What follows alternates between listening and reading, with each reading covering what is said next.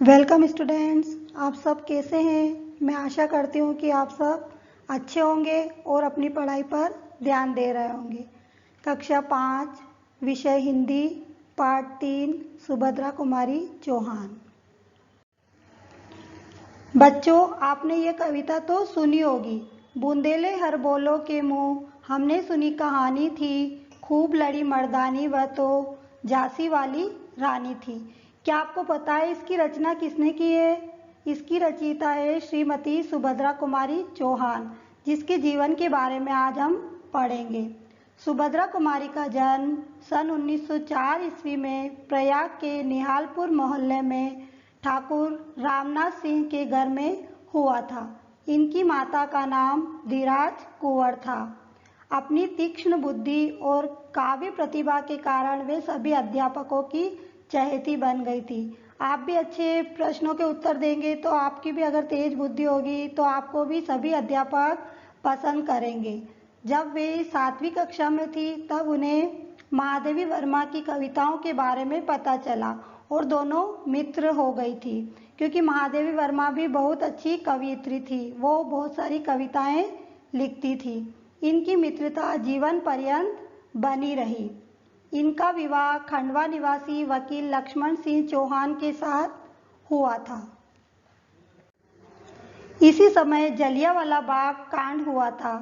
इस कांड के कारण सभी देशवासी अंग्रेजों के प्रति रोष में थे। अंग्रेजों के खिलाफ कार्य कर रहे थे। इसी बीच महात्मा गांधी ने असहयोग आंदोलन भी चलाया था। इससे प्रेरित होकर सुभद्रा और लक्ष्मण सिंह ने इन आंदोलनों में भाग लेने का निश्चय किया। ऐसे आंदोलनों में सुभद्रा कुमारी चौहान ने भी भाग लिया था, क्योंकि वो अपने देश के लिए कुछ करना चाहती थी। सुभद्रा कुमारी चौहान ने राष्ट्रीय आंदोलनों में जी जान से योगदान दिया। वे वहां पर जाकर भाषण दिया करती थी। उनके भाषण बहुत ही जोशीले होते थे। उनको सुनकर सब अपनी देश के लिए काम करने के लिए तैयार हो जाते थे। बीच बीच में वो कविताएं भी सुनाती थी। बड़ी संख्या में लोग उन्हें सुनने के लिए आते थे। उनकी कविता संग्रह जिसका नाम मुकुल था, उसके लिए उन्हें शेक्सपियर पुरस्कार से सम्मानित भी किया गया था। इन्होंने कहानियां लिखना भी प्रारंभ किया था। इनकी कहानी संग्रह का नाम बिखरे मोती था। इस संग्रह पर भी इनको पुनः शेक्सपियर पुरस्कार से सम्मानित किया गया था। असहयोग आंदोलन समाप्त होने पर सुभद्रा समाज सेवा के कार्यों में भाग लेने लगी। वे पुनः कविताएं भी लिखने लगी, लेकिन अब उनकी कविताएं घरेलू जीवन से संबंधित हुआ करती थी और जो कि बच्चों को बहुत ही अच्छी लगती थी। सन 1936 ईस्वी में ये मध्य प्रांत असेंबली की जबलपुर महिला सुरक्षित सीट से विधानसभा सदस्य निर्वाचित हुई। ये साहस और करुणा की प्रतिमूर्ति थी। तरह तरह की सहायता के लिए लोग इनके पास आते थे। जो भी लोग इनके पास आते थे ये सभी की मदद किया करती थी। इन्होंने एक अनाथ बालिका को भी अपने यहाँ पर आश्रय दिया था। एक अनाथ बालिका को अपने यहाँ पर रखा और इनकी बेटी जिसका नाम था सुधा, उनका विवाह प्रेमचंद के बेटे अमृत राय से हुआ था। प्रेमचंद और अमृत राय भी बहुत अच्छे कवि और लेखक थे। दूसरी बार सुभद्रा जबलपुर विधानसभा सीट से चुनी गई। इसी बीच 30 जनवरी 1948 को गांधी जी की मृत्यु का समाचार मिला तो उन्हें बहुत ही आघात लगा और वो टूट गई थी। गांधी जी की मृत्यु का समाचार सुनते ही उन्हें बड़ा दुख हुआ और वो एक तरह से टूट गई थी।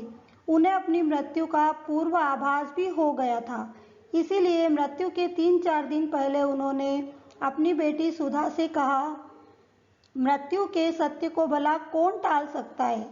नागपुर में शिक्षा विभाग की बैठक से लौटते समय सन 1948 ईस्वी में इस अमर कवयित्री और कर्मठ स्वतंत्रता सेनानी की कार दुर्घटना में मृत्यु हो गई थी। बच्चों, इस पाठ से हमें क्या शिक्षा मिलती है? पहला है, हमें अपने देश के विकास के लिए कार्य करना चाहिए।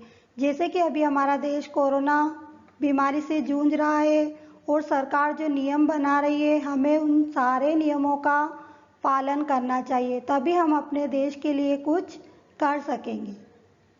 दूसरा है हमें अपनी मित्रता को जीवन पर्यंत निभाना चाहिए। अगर हम किसी से मित्रता करते हैं तो हमें उसे आजीवन निभाना चाहिए। जब भी उसे हमारी ज़रूरत होती है हमें उसके काम आना चाहिए। तीसरा है दूसरों के प्रति दयालु होना चाहिए। हमें सभी के प्रति दयालु का व्यवहार करना चाहिए, उसके ऊपर दया दिखाना चाहिए। अब इस पाठ से संबंधित कुछ प्रश्नों को हम हल करेंगे। पहला है शब्दार्थ। तीक्ष्ण बुद्धि का मतलब होता है तेज अक्ल। काव्य प्रतिभा, कविता रचने का गुण।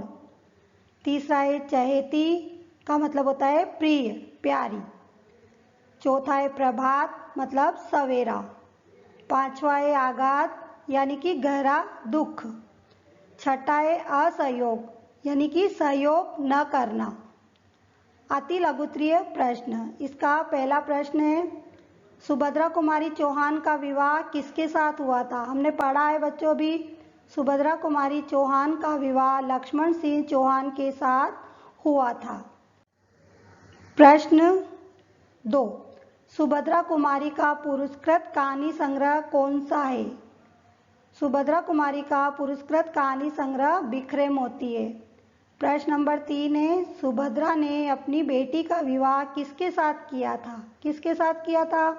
सुभद्रा ने अपनी बेटी का विवाह प्रेमचंद के बेटे अमृत राय के साथ किया था।